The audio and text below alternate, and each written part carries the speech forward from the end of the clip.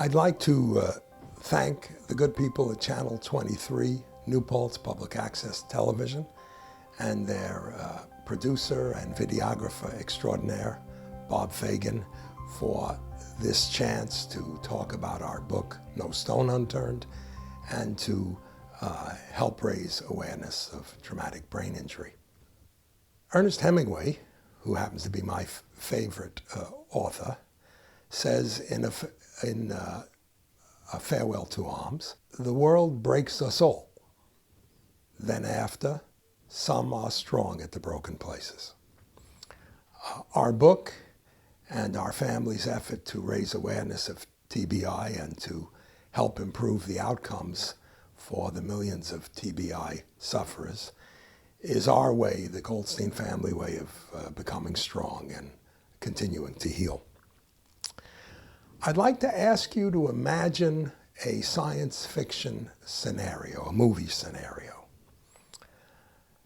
There is a silent epidemic, a monstrous scourge that is plaguing the land and killing off, 50 or more thousand people year after year.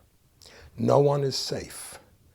Toddlers on the playground, on their monkey bars, teenagers out for a joyride for sure, weekend warriors out on their Harleys or their mountain bikes, and seniors on stairs or in the shower.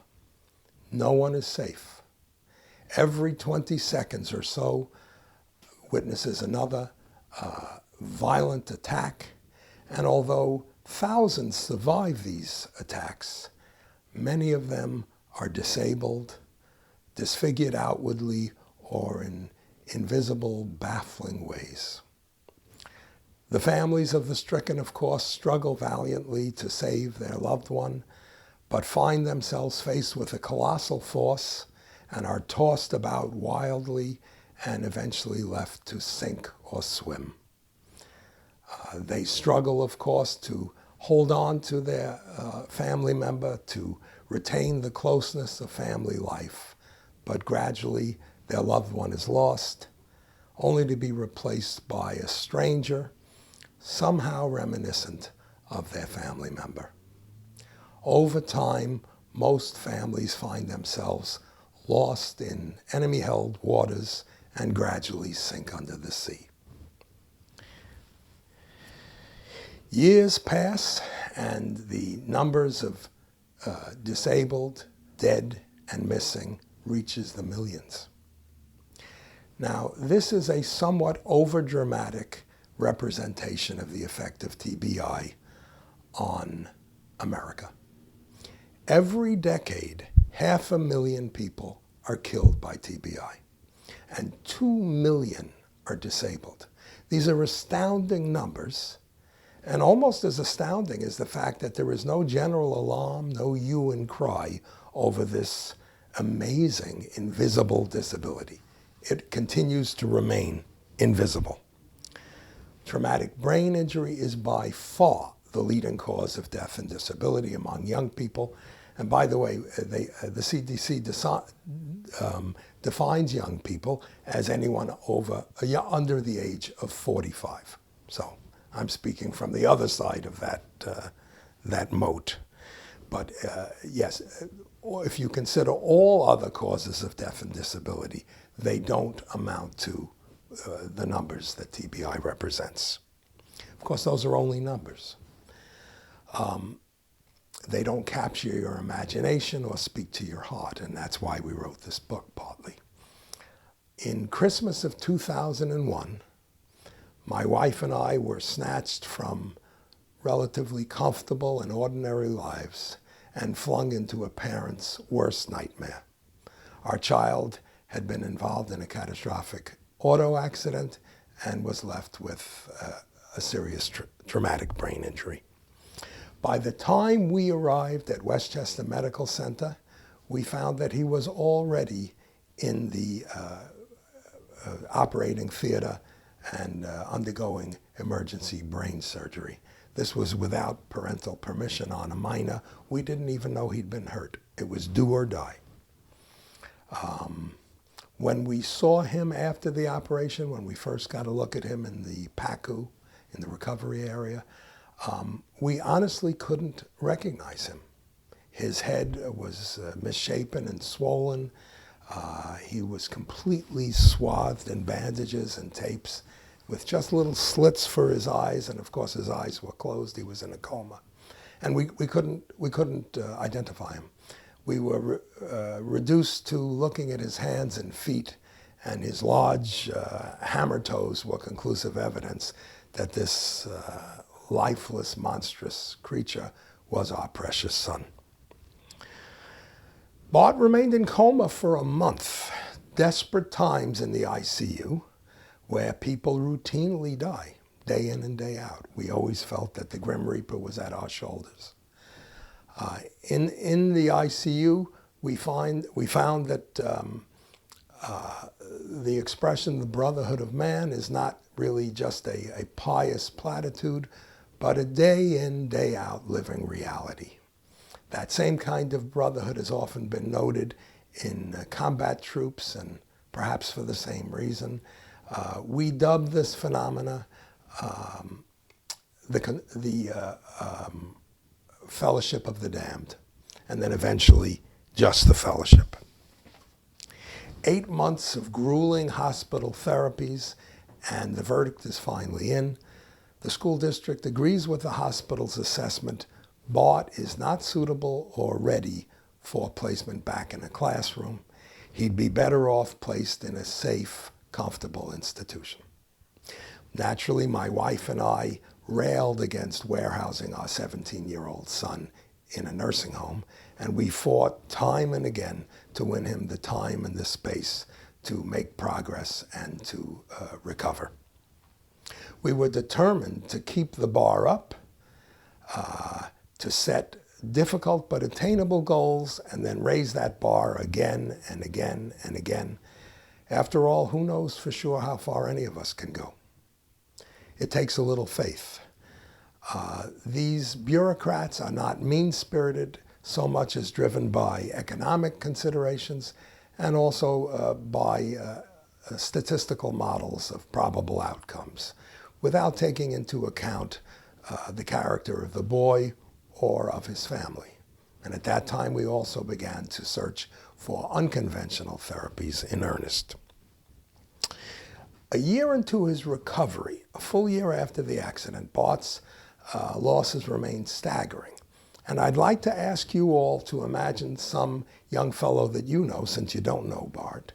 I'd like you to imagine some 17-year-old, perhaps your son, or your nephew, or the boy next door. Imagine him a year later, still struggling to learn how to walk properly, to use his right hand to write and to eat, relearning how to speak sensibly, formally in accelerated math class. Now he is struggling to relearn the times tables. Formerly a point guard for the high school, he can barely reach the hoop or dribble a ball. He seems pretty much lost in a fog, without so much enough energy to even continue on with the fight. We gradually hammered out an approach to this monstrous problem, and one of the first things we came up with, by the way, was humor, and I think we could use a little humor at this point. We had read Norman Cousins' Anatomy of an Illness, which recommends laughter immersion, and we did everything possible. We all have good senses of humor, somewhat outrageous and outlandish senses of humor. We did everything possible to keep laughing. Even when Bart was in coma, we were clowning around. We understood that if we lost our sense of humor, we might never regain it. And during this journey, I would often come home from work to find Bart, or to hear Bart laughing hysterically, his bellowing laughter filling the house, because we had gone to the trouble of buying all of his favorite comedic movies and acts. Of course, he was a teenager and he had somewhat puerile tastes. We'd be listening to The Chappelle Show and Crank Yankers over and over again. Of course, with traumatic brain injury, there are memory problems, so everything old is new again. And we'd watch those tapes until we wore them out. Each of us mourned the boy lost in the crash, even as we struggled to come to terms with the stranger in our midst. Bart's little sister Cassidy's bewilderment in the face of his angry outbursts and her subsequent alienation. My wife's high anxiety riding in a car. She never even saw the accident scene, but that doesn't seem to have helped her. And my own insomnia. I seem to have lost the ability to get a good night's sleep. Haven't slept well in 11 years. I'm not complaining. I'm just pointing out that we're all walking wounded in our own way, and this is typical of families struggling with this condition. Soon after he returned home and went back to school, we did manage to get him into school in special ed, we began to notice something interesting. A school coach came forward and offered to work with Bart after school on Fridays on his basketball skills. And another person came forward, a massage therapist, and offered to give Bart a weekly craniosacral therapy treatment. And these gentlemen refused payment flat out. And believe me, I urged them to take payment, but with these guys it was their way or the highway, and they insisted on working with Bart for years without any pay. And thank you, again, can never repay the debt, Coach William DeFino and massage therapist Duffy Violante. We were delighted with the fact that just in the nick of time, whenever the need seemed most urgent, people would just pop up and help out. Good people going about their business, trying to lend a hand. And we named this phenomena the conspiracy of decency. And frankly, without that conspiracy, I don't know how we would have gotten through this journey. It would have been just too bleak and unbearable. For survivors of severe TBI, unconventional therapies are not merely a reasonable option, they're a necessity. Conventional medicine only takes us so far, often ending at the nursing home door. Or for those survivors who are able to come home, they're often heavily medicated, facing long empty hours and generally driving their families nuts. Of course, we were faced with the issue. We were interested, desperately interested in unconventional therapies, but we understood that we didn't have a clue about how to go about selecting the ones that were safe and that really worked, how to separate the wheat from the chaff. So my wife and I gradually cobbled together a medical board of trusted experts, including the neurosurgeon. These doctors never knew that there was a board. They don't know to this day, although we still use them as a board. They never knew they were on the board or that there was a board. But the board's function was, when we found what we thought would be a useful alternative therapy, we'd call them up and we'd say, hey, doc, we're thinking of giving Bart hyperbaric oxygen therapy. What do you think? Do you think it could do any harm? And we'd look for their answer. If everyone agreed that it could do no harm, then we went ahead and tried it. Now, mind you, very often the doctors didn't think it would do any good either. But we weren't interested in their editorial views. We were just interested in their expertise vis-a-vis safety. We took the Hippocratic test as our benchmark. And we tried quite a few alternative therapies. Some of them did not work. We got skunked. They were harmless, but they were also useless.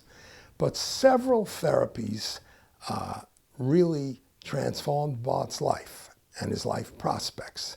And principal among those were hyperbaric oxygen therapy and craniosacral therapy. We also had good results with Nova Vision's vision restoration therapy, Boyle sensory learning therapy, and vitamin supplementation a la Dr. Perlmutter.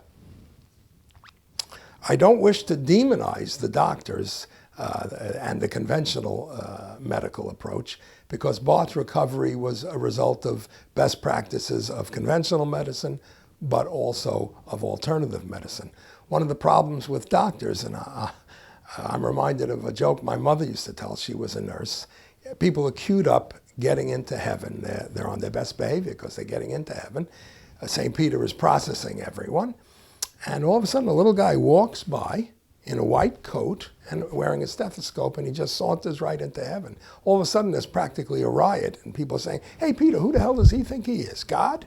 And Peter says, "Shh, shh, shh. He is God. But sometimes he likes to play doctor." So we didn't have any outrageous expectations on behalf in regard to the doctors. We knew they'd taken us as far as they could go, which wasn't nearly far enough.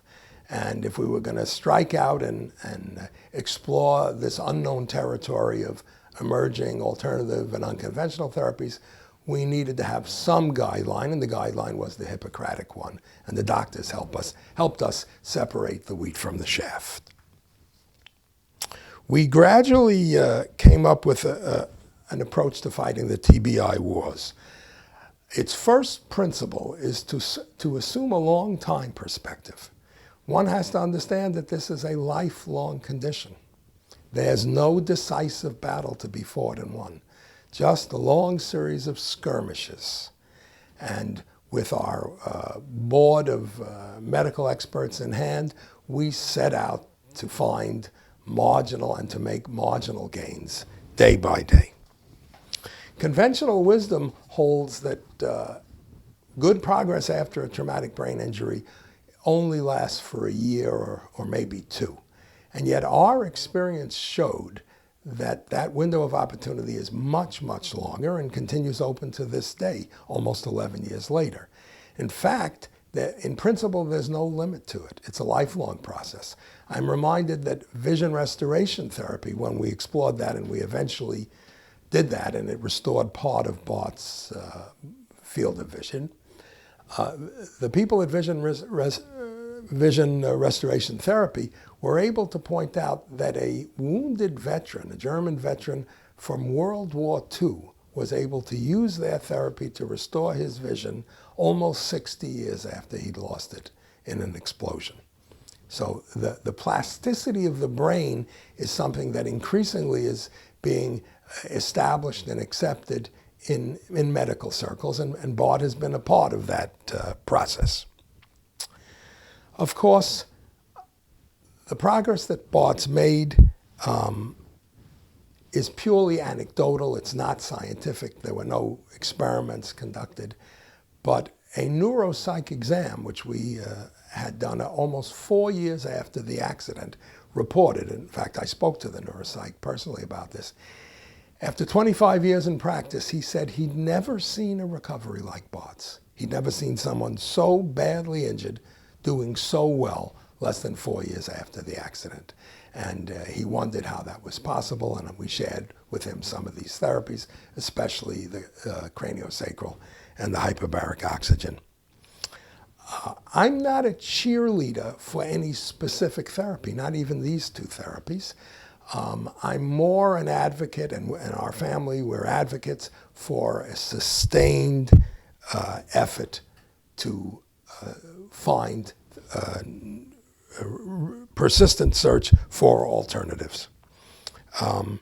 Emerging therapies will continue to evolve and be replaced by even more robust therapies. One has to suppose and hope that 100 years from now, when people read the histories and they see that we were using HBOT and craniosacral therapy to treat TBI, their reaction will be, well, how quaint. All right, and we're looking forward to that continued progress. 10 years and counting. Bart's still struggling with some serious deficits, short-term memory, field of vision, fine motor control. Psychologically, our bags are always packed. But today, with high school and even a semester of college under his belt and a couple of years of cognitive therapy, Bart is a lively, charming young man living more or less independently in his own place in the Albany area. He's working and made new friends and has a life. How different the outcome had we heeded the advice of well-meaning, busy bureaucrats. If there's one universal truth about traumatic brain injury, it's that survivors need strong advocates to deal with what are mind-boggling challenges. We hope Bart's story of tragic loss, grief, endurance, and genuine triumphs helps to put a human face on TBI. We hope to build public awareness of this problem and also a grassroots movement around TBI similar to Autism Speaks.